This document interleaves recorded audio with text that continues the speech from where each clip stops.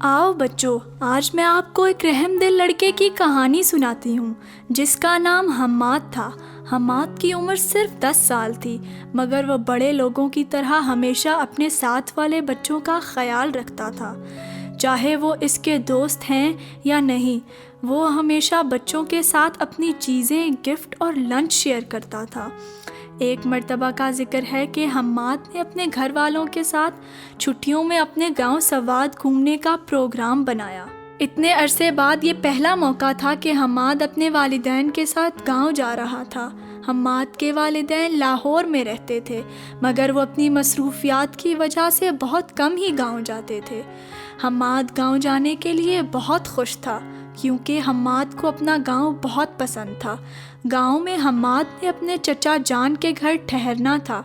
तमाम तैयारियों के बाद हम्माद अपने घर वालों के साथ गांव रवाना हो गया। चाचू के घर पहुंचने पर चाचू और चाची ने हम्माद और उसकी फैमिली का बहुत अच्छे से इस्तकबाल किया।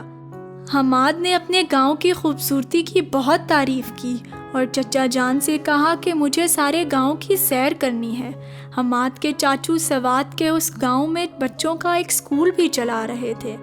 हम्माद के चचा ने ये स्कूल गांव के पसमानदा और गरीब बच्चों के लिए बनाया था, जो कि खुशगवार मौसम की वजह से गर्मियों में खुला रहता था, जबकि सर्द मौसम की वजह से सर्दियों में बच्चों को छुट्टियां दी जाती। हम्माद ने यह सुना कि चचा जान का स्कूल तो खुला हुआ है, तो उसे बहुत खुशी हुई कि वो अब बहुत सारे बच्चों के साथ एक जगह मिलकर खेल सकता है। अगले ही दिन चचा जान हम्माद को साथ लेकर स्कूल चले गए। हम्माद जैसे ही स्कूल पहुंचा तो लड़के जो स्कूल के ग्राउंड में खड़े थे वो हम्माद को हैरानी से देखने लगे और उससे मिले बगैर आपस में बातें करते करते क्लासरूम की तरफ चले गए। हम्माद को बहुत मायूसी हुई। उसने चाचू से कहा कि मुझे बच्चों से मिलना है और खेलना है। चाचू उसको लेकर एक क्लासरूम में चले गए। क्लास में दाखिल होते ही एक बार फिर बच्चों ने उसे देखते ही हंसना शुरू कर दिया और आपस में बातें करने लगे। चचा जान ने बच्चों से कहा कि बच्चों, ये हम्माद हैं, ये आपके मेहमान हैं, आप इनसे बात करें और खेलें। लेकिन बच्चे हिम्मत ना कर पाए और यूं हम्माद मायूसी के साथ चाचू के साथ वापस आ गया। रास्ते में चाचू से कहा कि चाचू, क्या वजह थी कि बच्चे मुझसे मिलने और बात करने में घबरा रहे थे।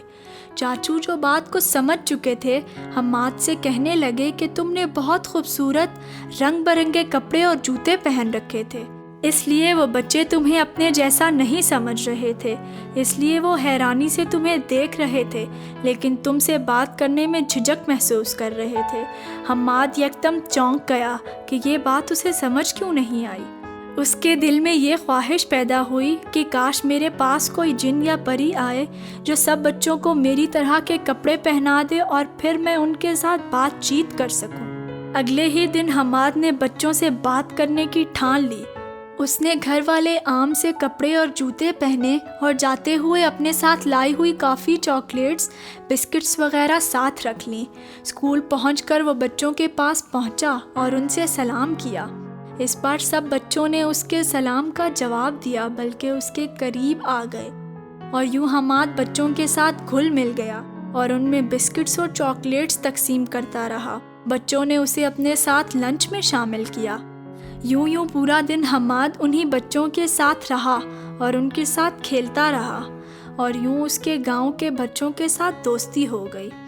उस दिन हम्माद को ये मालूम हुआ कि ऐसी जगह पर कभी भी अपनी दौलत की नुमाइश नहीं करनी चाहिए जहां आपके रिश्तेदार और गांव वाले मुश्किल से ज़िंदगी गुजार रहे हों।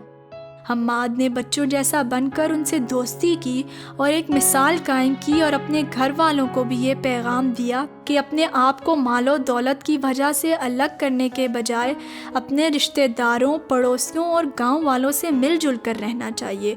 अपने आप को दूसरों से अच्छा समझना और अलग रखना नापसंदीदा अमल है, जिससे इंसान माशरे में तन्हा रह जाता है।